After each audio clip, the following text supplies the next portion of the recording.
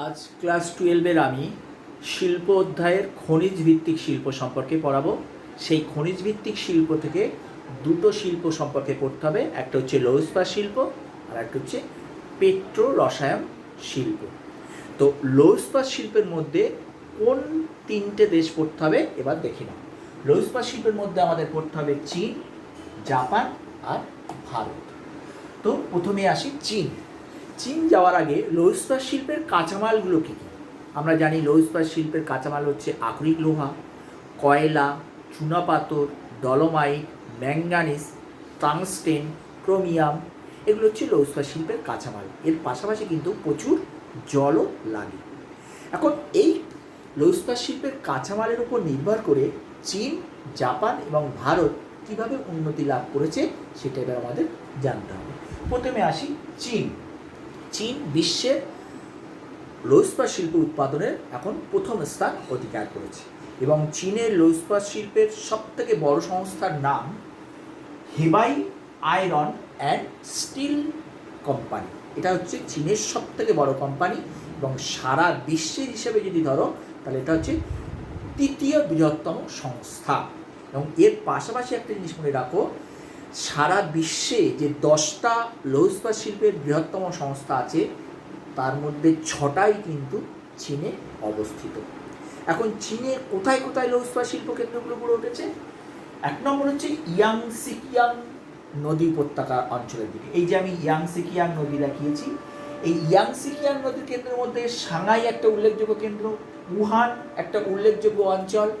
এই বর্তমান পরিস্থিতিতে দাঁড়িয়ে আমাদের যে করোনা ভাইরাসের বিপর্যয় আমরা পড়েছি, সে কিন্তু এই উহান অঞ্চলেই কিন্তু প্রথম করোনা ভাইরাসের সন্ধান পাওয়া গেছিল এবং এখান থেকেই কিন্তু প্রথম ছড়ায়। তো সেই সাংহাই, উহান, চুংকিং এগুলো হচ্ছে উল্লেখযোগ্য লৌহ ইস্পাত শিল্প কেন্দ্র। এছাড়া আছে মাঞ্চুরিয়া অঞ্চলের মধ্যে আনসান, এটা চীনের দ্বিতীয় লৌহ ইস্পাত শিল্প কেন্দ্র। এছাড়াও কি আছে সেনসি অঞ্চলের মধ্যে বা সানসি অঞ্চলের মধ্যে তাংশান। এই সানসি অঞ্চলের মধ্যে তাংশান একটা লৌহ ইস্পাত শিল্প কেন্দ্রের উল্লেখযোগ্য অঞ্চল, যেখানে কোনো বইতে পাবে 5টা, কোনো বইতে পাবে 6টা বড় বড় লৌহ ইস্পাত সংস্থা কেন্দ্র কিন্তু এখানে গড়ে উঠেছে। তাহলে লৌহ ইস্পাত শিল্প কেন্দ্রে কিন্তু চীন আর সারা বিশ্বে একটা উল্লেখযোগ্য স্থান অধিকার করে আছে। প্রশ্ন হচ্ছে কেন? তার 1 নম্বর কারণ হচ্ছে উচ্চমানের আকরিক। আমরা জানি লৌহ ইস্পাত শিল্পের জন্য যে কাঁচামাল প্রধান যেটা, সেটা হচ্ছে লৌহ আকরিক। এই লৌহ আকরিক উৎপাদনেও কিন্তু চীন এখন প্রথম, সঞ্চয় কিন্তু তৃতীয়। তার মানে উন্নত মানের লৌহ আকরিকের কোনো অভাব নেই। কয়লা, সারা বিশ্বে কয়লা উৎপাদনেও চীন একটা উল্লেখযোগ্য স্থান অধিকার করে আছে। তার ফলে কয়লা পেতেও তাদের কোনো অসুবিধা হয় না। অন্যান্য খনিজ বলতে চুনাপাথর, ম্যাঙ্গানিজ, ডলোমাইট, এই যে অন্যান্য খনিজগুলো আছে সেটাও এখানে প্রচুর পাওয়া যায়। তারপর হচ্ছে বিদ্যুৎ। বিদ্যুৎ যে কোনো শিল্প গড়ে তুলতে গেলে কিন্তু বিদ্যুৎ শক্তির প্রয়োজন, সেই বিদ্যুতেরও কিন্তু কোনো এখানে অভাব হয় না। তারপর আছে ইস্পাত সংস্থা। আমি আগেই বলেছি বিশ্বের যে 10টা বড় বড় ইস্পাত সংস্থা আছে তার মধ্যে 6টাই জাপানে অবস্থিত, সেই জন্য ইস্পাত বড় বড় সংস্থা আছে। তারপরে এখানে উন্নতির পিছনে উল্লেখযোগ্য একটা কারণ।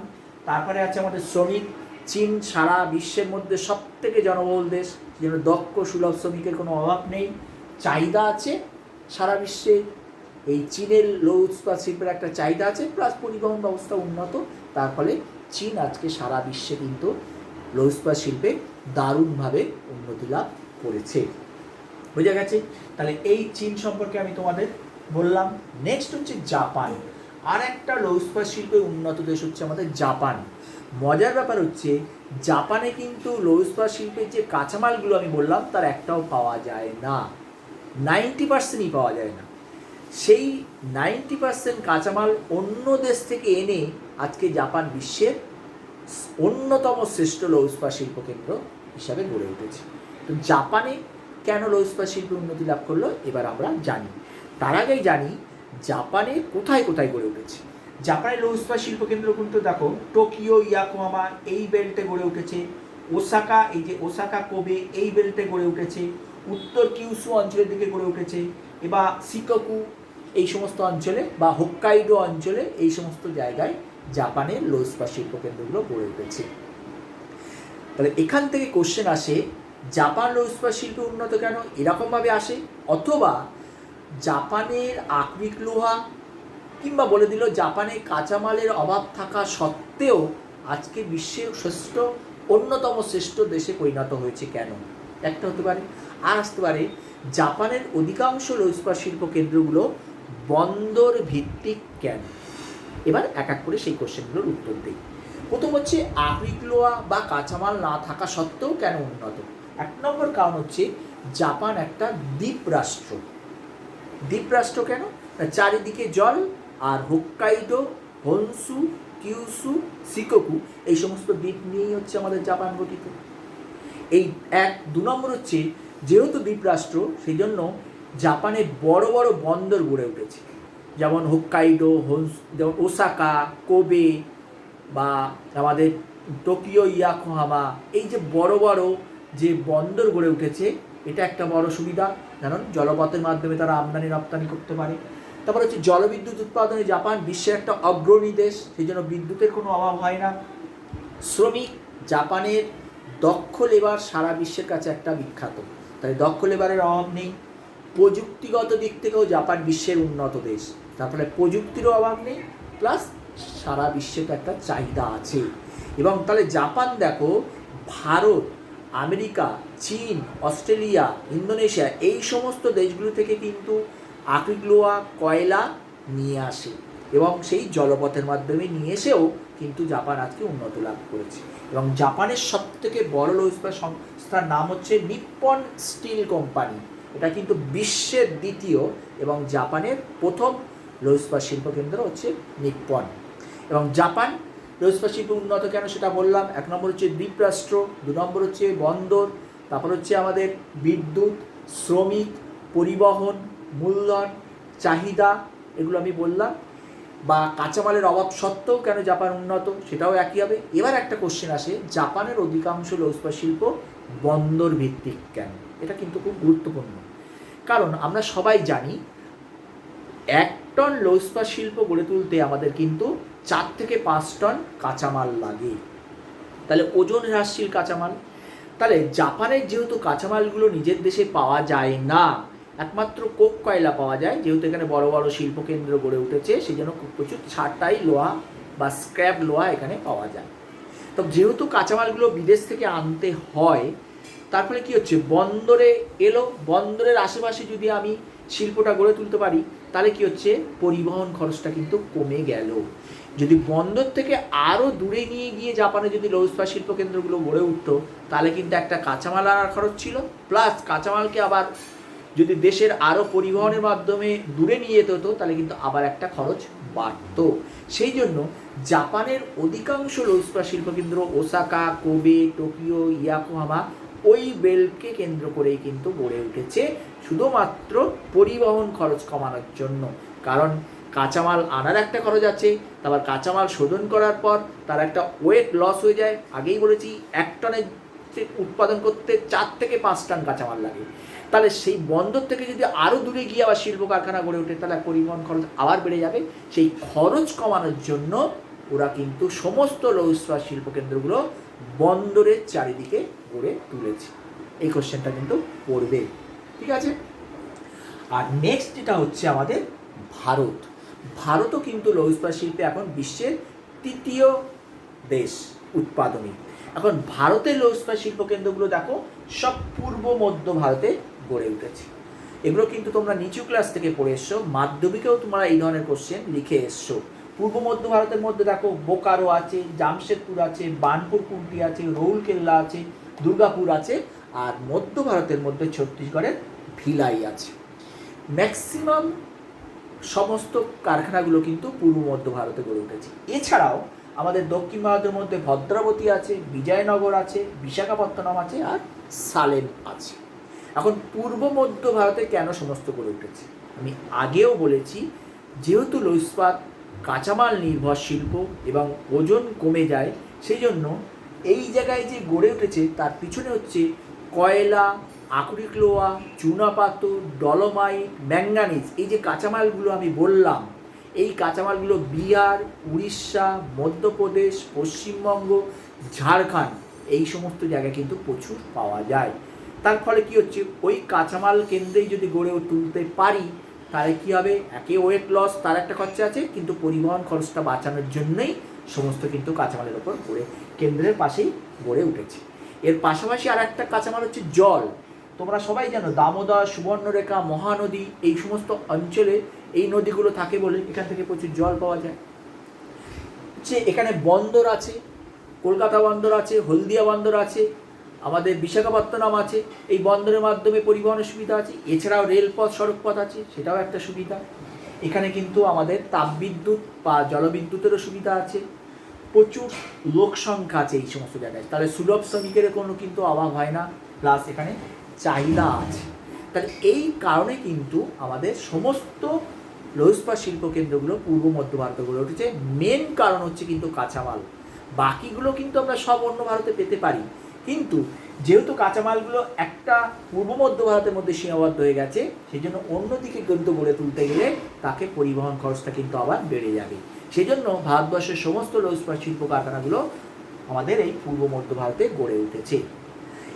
এর সঙ্গে আর একটা মনে রাখবে, আমাদের প্রথম লৌহ ইস্পাত শিল্পকেন্দ্র, আধুনিক লৌহ ইস্পাত শিল্পকেন্দ্রগুলো তো গড়ে উঠেছিল বার্নপুরে, আমাদের এই পশ্চিম বর্ধমানে, পশ্চিমবঙ্গে।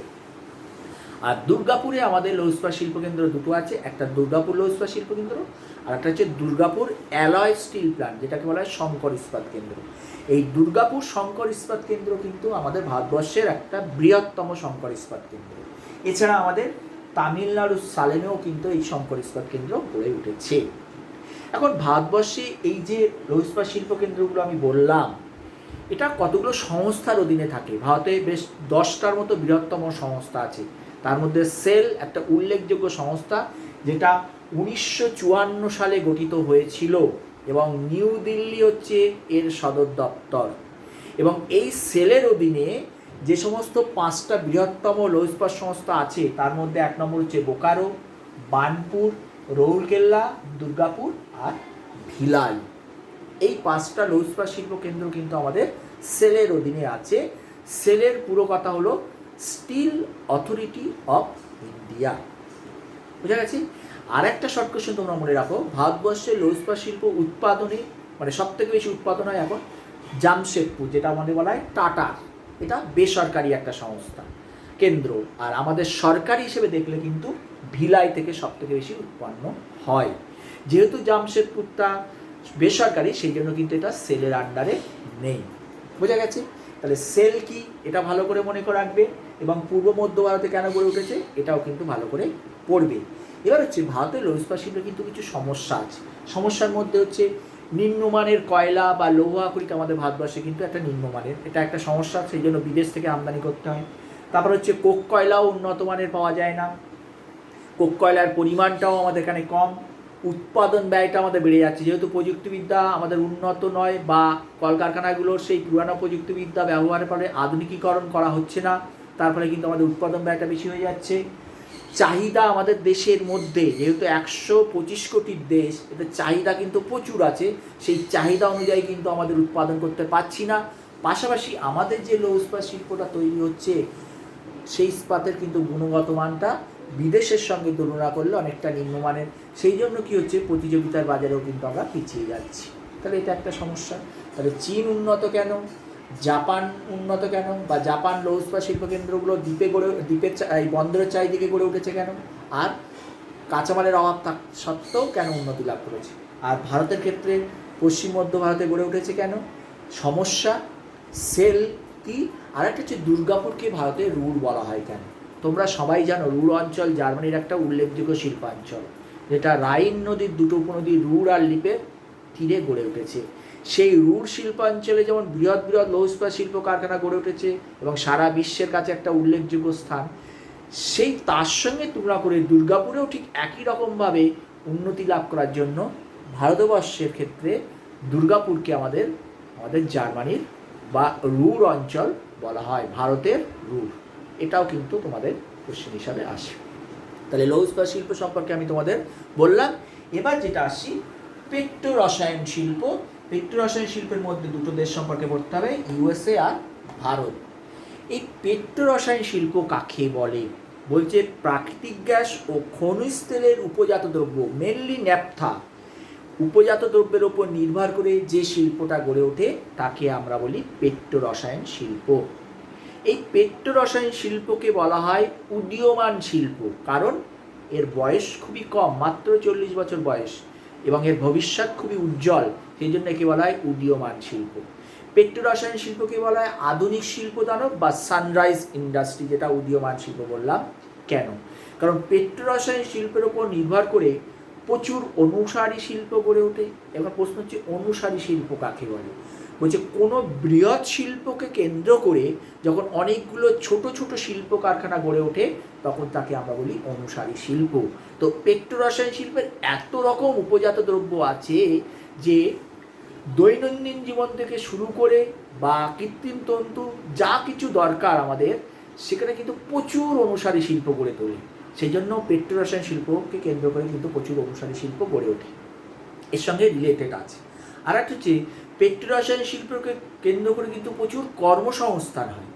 পেট্রোরসায়ন শিল্পকে কেন্দ্র করে একটা দেশের অর্থনৈতিক ভিত্তি সুদৃঢ় হয়, তারপরে কিন্তু একে আধুনিক শিল্প দানব বলা হয়। তাহলে উদীয়মান শিল্প কেন বলা হয়, আধুনিক শিল্প দানব কেন বলা হয়, বা অনুসারী শিল্প কাকে বলে, উদাহরণ সেটা আমি বললাম। এবার প্রশ্ন হচ্ছে পেট্রোরসায়ন শিল্পে একটা অগ্রণী উল্লেখযোগ্য দেশ পৃথিবীর মধ্যে ইউএসএ বা আমেরিকা যুক্তরাষ্ট্র, সেটা এবার আমরা দেখি। এই হচ্ছে আমাদের ইউএসএ।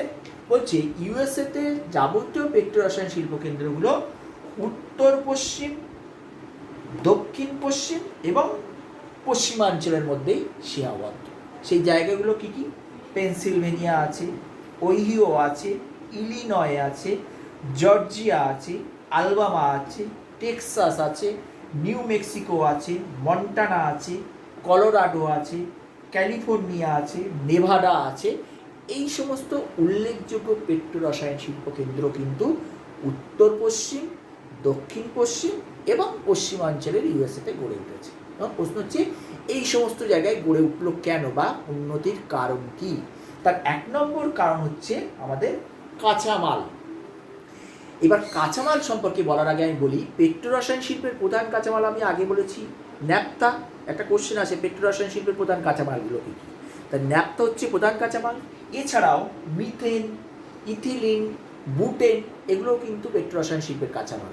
এবং পেট্রোরসায়ন শিল্প থেকে যে বহুমুখী উপজাত দ্রব্য পাওয়া যায় তার মধ্যে যেমন কৃত্রিম তন্তু আছে, পলিমার আছে, পলিমার থেকে আমাদের কৃত্রিম রবার তৈরি হচ্ছে, আমাদের রাসায়নিক দ্রব্য আছে বা দৈনন্দিন জীবনে বা প্রসাধনী দ্রব্যে ওষুধ তৈরিতে, এই সবই কিন্তু পেট্রোরসায়ন শিল্পের উপজাত দ্রব্য থেকে তৈরি হয়। তাহলে কাঁচামাল যেগুলো আমি বললাম, আমেরিকা যুক্তরাষ্ট্রে বড় বড় খনিজ তেল কেন্দ্র আছে, প্রাকৃতিক গ্যাস কেন্দ্র আছে, তার ফলে ওখান থেকে যে কাঁচামালগুলো বা উপজাত দ্রব্যগুলো পাওয়া যায় তার ফলে কিন্তু সেই অভাব হয় না কাঁচামালের। নেক্সট হচ্ছে তোমার প্রযুক্তিবিদ্যা। আমেরিকা যুক্তরাষ্ট্রের প্রযুক্তিবিদ্যা উন্নত, সেই প্রযুক্তিবিদ্যার সাহায্যে কিন্তু ওই খনিজ তেল কেন্দ্র থেকে বা প্রাকৃতিক কেন্দ্র থেকে প্রচুর উপজাত দ্রব্য উৎপাদন করছে। চাহিদা আছে সারা বিশ্বে আমেরিকা যুক্তরাষ্ট্রের পেট্রোরসায়ন শিল্পের বা পেট্রোরসায়ন শিল্পকে কেন্দ্র করে যে সমস্ত অনুসারী শিল্প গড়ে উঠছে তার একটা ভালো চাহিদা রয়েছে।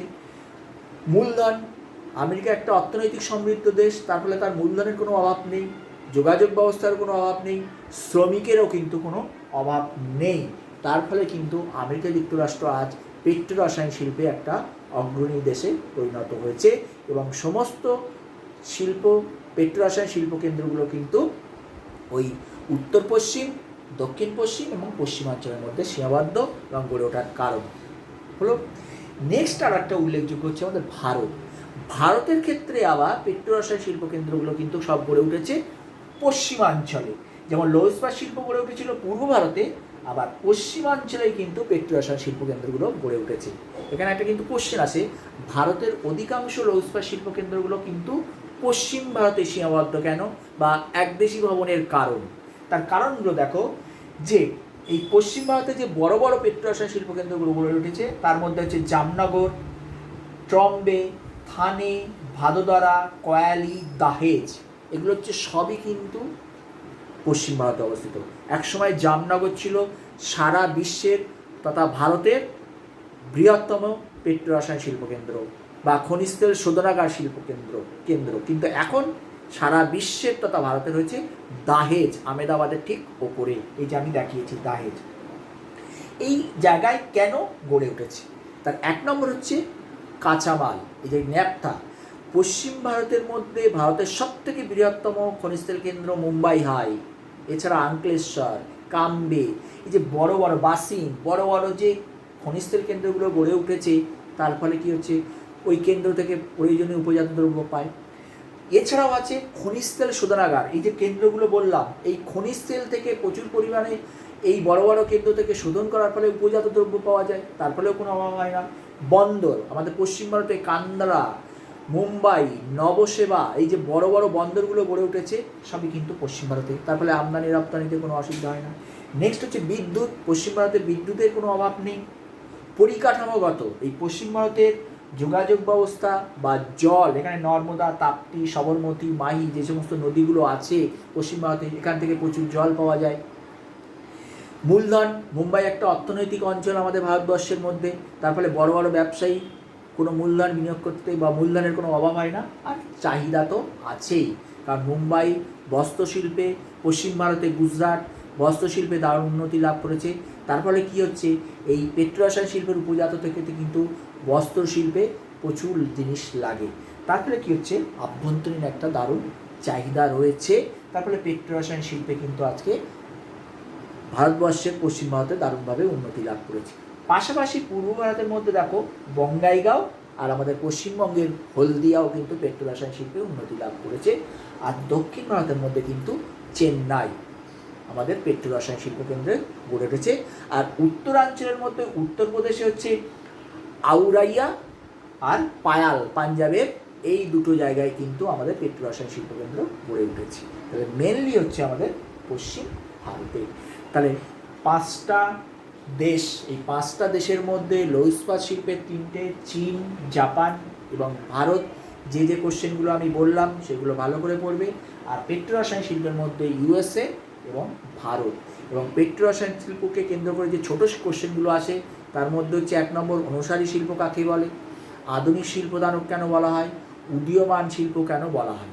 এর পাশাপাশি একটা মনে রাখো, ইউরোপ কান্ট্রির দেশগুলিতে এখন এই পেট্রোরসায়ন শিল্পকে সানসেট ইন্ডাস্ট্রি বলছি। আমরা যখন উদীয়মান শিল্প বলছি, কারণ এই শিল্পকে কেন্দ্র করে প্রচুর কর্মসংস্থান, অর্থনৈতিক বৃদ্ধি শুরু হচ্ছে, কিন্তু এই শিল্প যেহেতু পরিবেশের দূষণ ঘটে, সেই জন্য ইউরোপ কান্ট্রির দেশগুলোকে সানসেট ইন্ডাস্ট্রি বলছে।